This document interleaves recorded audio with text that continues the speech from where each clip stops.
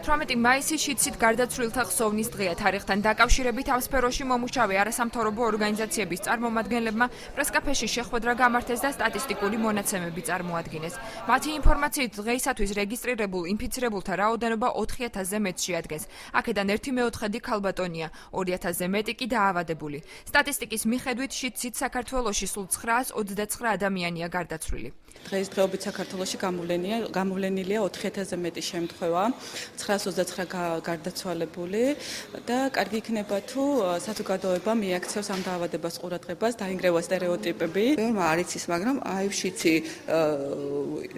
არის სახელმწიფო პროგრამები, არის გლობალური ფონის დახმარებით პროგრამები და ამ პროგრამების ფარგლებში მკურნალობა არის უფასო და მკურნალობას რაც შეეხება, ექვემდებარება მკურნალობას, არ არის ჯერჯერობით განკურნებადი ინფექცია, მაგრამ ექვემდებარება მკურნალობას. არასამთავრობო ორგანიზაციების წარმომადგენლები მაჩვენებლის ზრდას საზოგადოების ნაკლებ ინფორმირებულობას უკავშირებენ.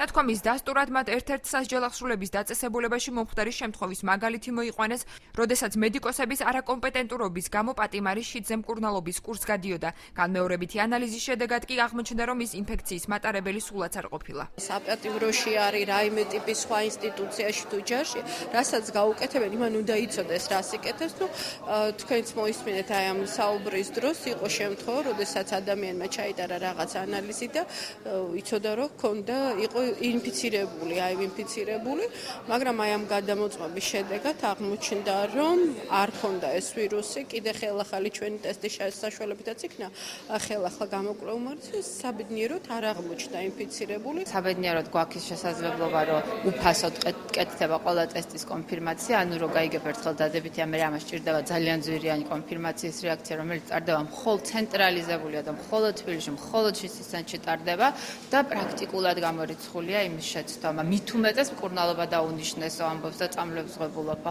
ცოტა გასარკვევია თვითონ მონათხრობი პაციენტის. ღონისძიებას ორგანიზება წამების მსხვერპლთა ფსიქოსოციალური რეაბილიტაციის ცენტრმა გაუწია.